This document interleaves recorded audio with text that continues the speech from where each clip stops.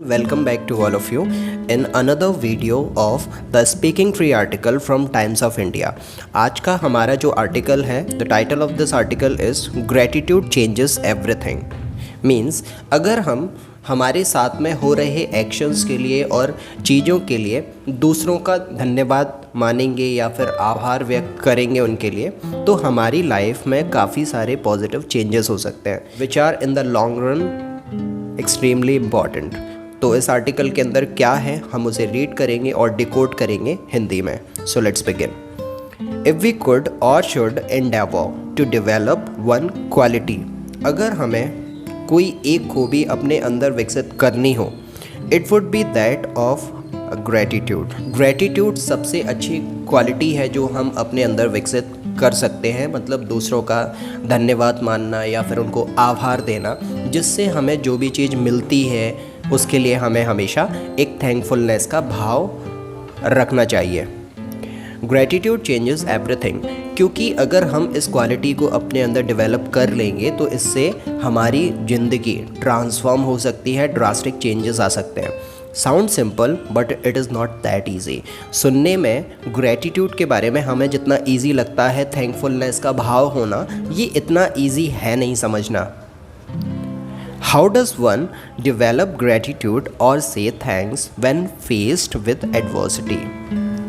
यहाँ पर एक क्वेश्चन आता है, रिटोरिकल क्वेश्चन है जो हमें अपने आप से पूछना चाहिए कि अगर कोई मुसीबत में हो, उसकी लाइफ में बहुत सारी प्रॉब्लम हो, तो कैसे कोई एक ग्रैटिट्यूड का भाव रख सकता है जबकि उसकी लाइफ में जो प्रॉब्लम्स आ रही हैं वो लोगों की वजह से हैं या फिर उसके खुद की वजह से हैं। तो उसका पूरा ध्यान, उसका कंसंट्रेशन जब नेगेटिविटी में होगा तो कैसे वो एक थैंकफुलनेस का भाव अपने अंदर रख सकता है। With challenges that seem insurmountable, with physical, mental, emotional और फाइनेंशियल प्रॉब्लम। किसी की लाइफ में इतने सारे चैलेंजेस अगर हों जहाँ पर वो फिज़िकली वेल नहीं है, मेंटल उसको प्रॉब्लम है, मेंटली ही और शी इज़ नॉट स्टेबल, और इमोशनल पेन है या फिर फाइनेंशियल प्रॉब्लम्स है, तो इतनी सारी समस्याएं हमारी लाइफ में होती हैं। तो कैसे हम अपनी लाइफ में इन सब प्रॉब्लम्स के होने के बावजूद भी एक पॉजिटिव साइड देखें और ग्रैटिट्यूड, थैंकफुलनेस का भाव लेकर आएँ। That's the question. How does one feel gratitude when we lose a near and dear one? जब हमारा कोई अपना प्यारा हमसे दूर हो जाता है हमेशा के लिए, तो हम कैसे ग्रैटिट्यूड के भाव को रख सकते हैं।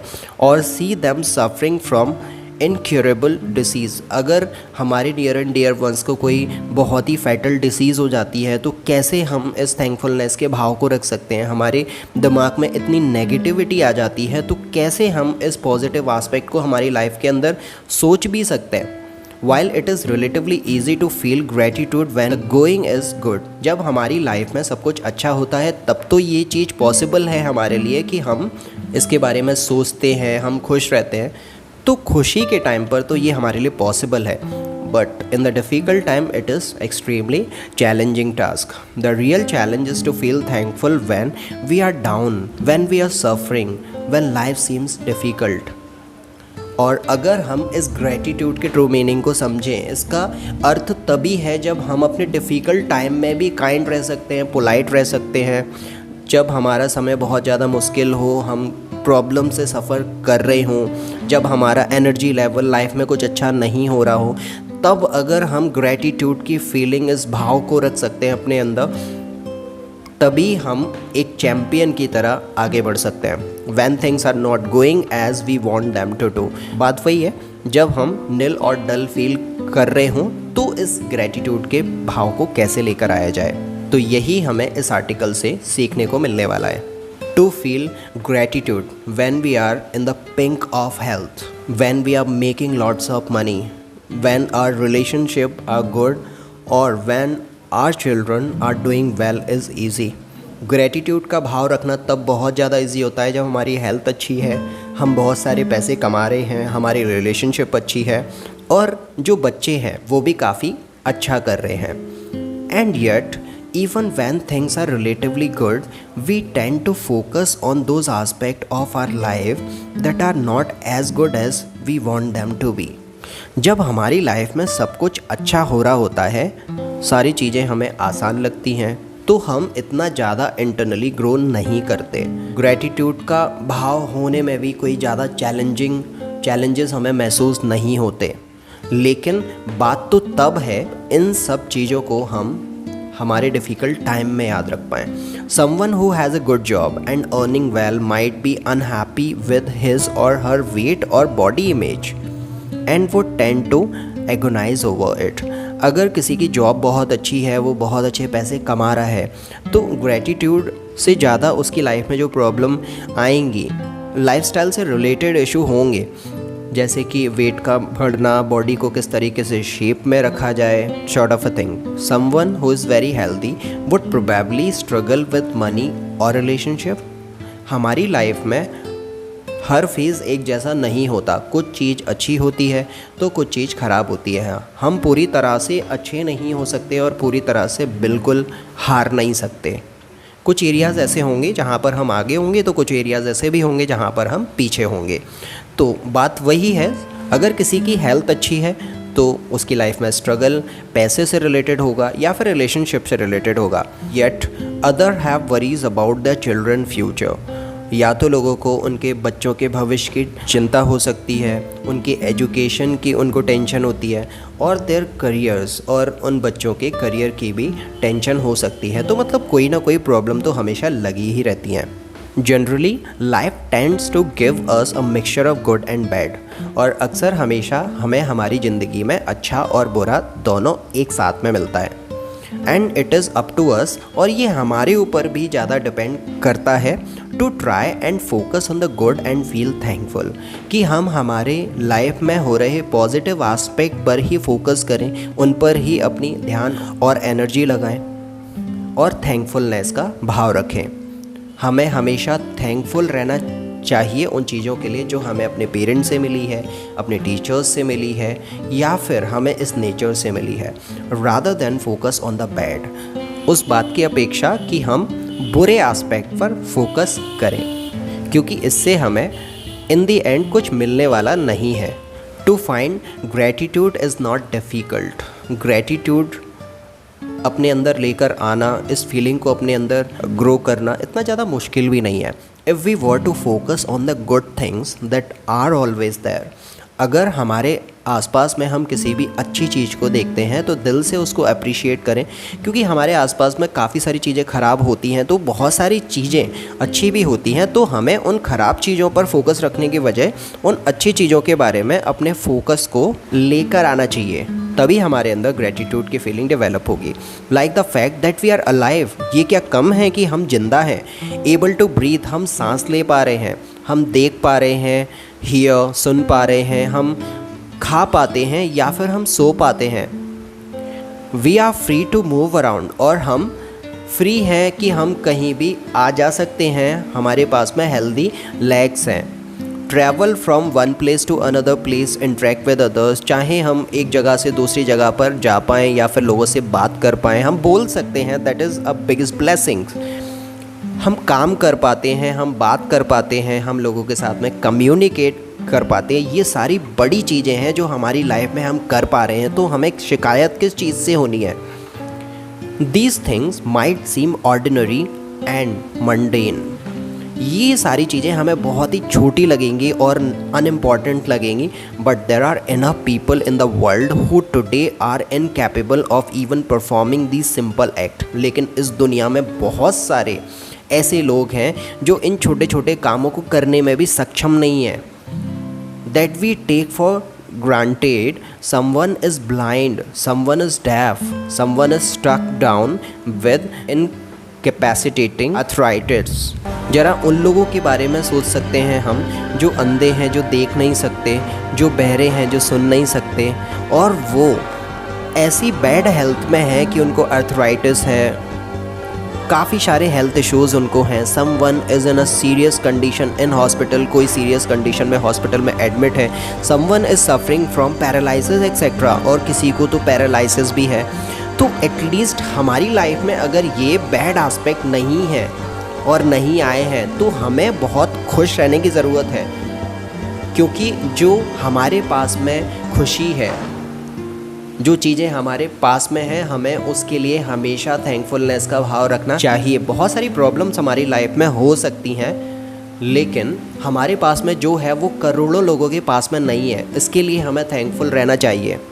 हमारी कंडीशन उतनी बुरी भी नहीं है जितनी करोड़ों लोगों की कंडीशन है। एटलीस्ट हम उनसे बेहतर हैं, इसीलिए ही हम अपने आप को थैंक बोलें, खुश रहें और दूसरों को थैंक बोलें। अपने पेरेंट को थैंक बोल सकते हैं, thank to God for it. The things we take for granted may not always be there, beware. जो हम चीज़ों को इतना हल्के में लेते हैं, हमें ये याद रखना चाहिए कि ये सारी चीज़ें टेम्परेरी हैं। अगर हम इनको एंजॉय नहीं करेंगे तो ये हमारे हाथ से निकल जाएंगे। लाइक हमारी हेल्थ, हमारे पॉजिटिव इमोशंस, जब सब कुछ अच्छा हो रहा हो, हमारी लाइफ में हमें सक्सेस देखने को मिल रही हो, लेकिन ये सारी चीज़ें परमानेंट तो नहीं होती, ये सारी चीज़ें टेम्परेरी होती हैं। तो हमें उन चीज़ों को, जब भी हम इस अच्छे फेज़ में हैं तो इस फेज़ को एंजॉय करना चाहिए। But how to feel gratitude when we are suffering. लेकिन क्वेश्चन तो फिर भी वहीं की वहीं खड़ा हुआ है कि जब हम परेशानी में होते हैं तो हम ग्रैटिट्यूड को किस तरीके से फील करें हमारी लाइफ में। व्हेन वी आर जॉबलेस, जब हम स्पेशली जॉबलेस होते हैं, हमारे पास में कोई काम नहीं है। when we have lost someone near and dear, जब हमारा अपना कोई नियर एंड डियर वन हमसे दूर हो गया है हमेशा के लिए, वो कभी वापस नहीं आ सकता। These challenging situation usually make us feel angry, और ये सारी situations हमें गुस्सा दिलाती हैं, हमारे अंदर गुस्सा पनपता है, हम डिप्रेस हो जाते हैं, हम सैड हो जाते हैं, हमें ऐसा लगता है कि हम पीड़ित हैं, हमारे साथ में अत्याचार हो रहा है, वी आर विक्टिमाइज्ड।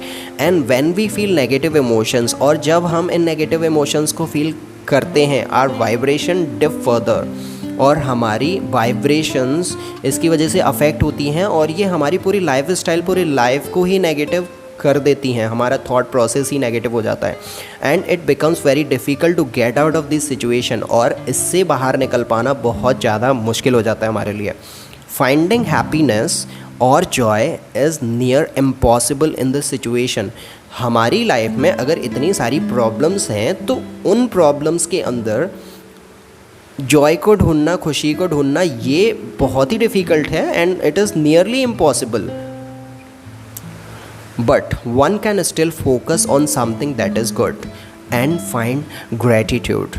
तो यहाँ पर हम क्या कर सकते हैं कि जब हम अपनी लाइफ के बुरे फेज से गुजर रहे हों, हमारी लाइफ में कुछ भी अच्छा नहीं हो रहा हो, तो हमें उन चीज़ों के लिए थैंकफुल रहना चाहिए जो चीज़ें हमारे पास में है। हो सकता है कि हमारे ग्रेड्स उतने अच्छे ना हो, लेकिन हमारा टाइम हमारे पास में, हम उसमें मेहनत करके अपने ग्रेड्स को अच्छा कर सकते हैं। हो सकता है कि पैसा ना हो तो हम हार्डवर्क करें, जॉब करें, स्किल को डेवलप करें, जिसकी वजह से हम एक सुटेबल एम्प्लॉय बन सकते हैं किसी कंपनी के लिए।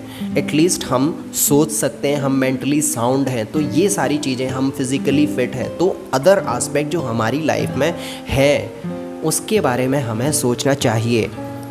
और यही वास्तव में ग्रैटिट्यूड है कि एक थैंकफुलनेस का भाव भी अगर हम परेशानी के टाइम पर रख सकते हैं, it's a big thing. One can surely find something in a day to thank to God for.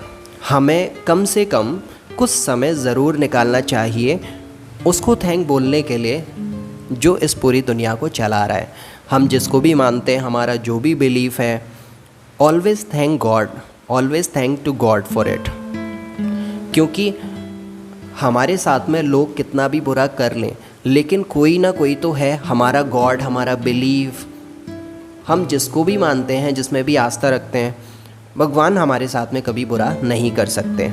इसके लिए भी हमें भगवान के लिए एक थैंकफुलनेस, ग्रैटिट्यूड का भाव रखना चाहिए। थिंक अबाउट द नेचर जो हमें सब कुछ देती है एंड इन रिटर्न हमसे कुछ भी एक्सपेक्ट नहीं करती।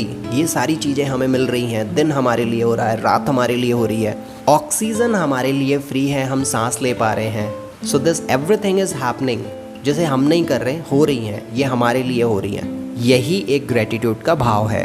And even if we cannot find anything good to be thankful for, और अगर हमें किसी चीज़ के प्रति थैंकफुल होने का कोई रीज़न ही ना मिले, then we can take refuge in the fact that whatever unpleasant or bad is happening is probably us paying off old karmic debt. अगर हमारे पास में थैंक यू बोलने के लिए कुछ भी नहीं है, अगर हम ऐसा मान सकते हैं, ऐसा सोच सकते हैं, तो हमें इस प्रॉब्लम से अपने आप को अलग हटाने की कोशिश करनी चाहिए कि ये हमारे पिछले जन्मों का कोई एक कार्मिक रिकॉर्ड है, कार्मिक डिपॉजिट है, जिसका फल अभी हमें मिल रहा है और ये निकल जाएगा, ये फेज़ भी निकल जाएगा। तो ये एक टेम्परेरी रिफ्यूज़ है जिससे हम अपने आप को इन डिफ़िकल्ट सिचुएशन से अलग हटाकर देख सकते हैं। और this is what our soul decided to experience. हम ऐसा सोच सकते हैं कि हमारी अंतरात्मा है, उसको ये सारी चीज़ें एक्सपीरियंस करनी है, इसलिए ये सारी चीज़ें हमारे साथ में हो रही हैं, इसलिए हम बुरा समय देख रहे हैं। बिफोर वी आर बॉर्न, जब हम पैदा हुए थे तो हमारा जो कार्मिक रिकॉर्ड था, अब उसका कंपनसेशन हमें यहाँ पर करना पड़ेगा, हम ऐसा सोच सकते हैं। If this is the case, we can surely find gratitude that either we are able to pay off karmic debt or feel thankful for the fact that it was not us but our soul which chose these experience for us. In difficult times के phases में हम दो चीज़ें सोच सकते हैं। पहली चीज़, हमने पिछले जन्म में जो भी किया ये हमारा कार्मिक डिपॉजिट है जो इस जन्म में हमें कंपनसेट करना ही है, ये हमारे ऊपर कर्ज है। और दूसरा कि हम एक थैंकफुलनेस का भाव रख सकते हैं स्पेशली अपनी अंतरात्मा के लिए कि उसने ये चुनाव किया कि उसे ये सारे एक्सपीरियंस इसी लाइफ टाइम के अंदर जीने हैं और उसे कंपनसेट करना है। The soul chooses those experiences that will bring it maximum learning and evolution. और ये डिसीज़न हमारी अंतरात्मा का ही होता है कि इतनी डिफ़िकल्ट सिचुएशन को वो चूज़ करती है एक्सपीरियंस करने के लिए, जिससे हमारी ज़िंदगी बेहतर होती है, हम एक स्ट्रॉन्ग ह्यूमन बीइंग बनते हैं और हमारी लर्निंग बहुत अच्छी होती है। And with each life the soul evolves higher and higher. और जैसे जैसे हम आगे इवॉल्व होते हैं और हर एक लाइफ में हमारी जो सोल है वो बेटर और बेटर, और यूँ कहें कि वो अपनी टॉप मोस्ट पोटेंशियल को अचीव करती ही रहती है, क्योंकि उसका एम ही है to go higher.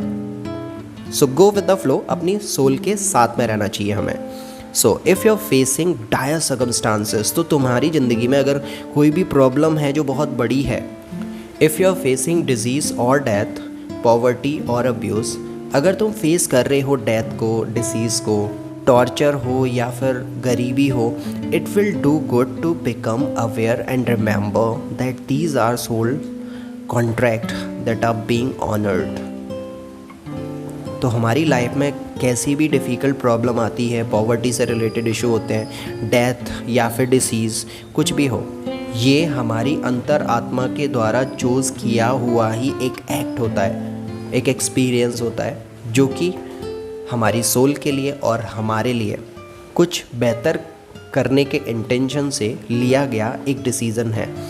And this will take our soul into higher dimensions. इन प्रॉब्लम को फेस करने से, चैलेंजेस को हमारी अंतरात्मा फेस करती है, जिससे उसका हायर पोटेंशियल जो है उसको अचीव करने में उसे हेल्प मिलती है।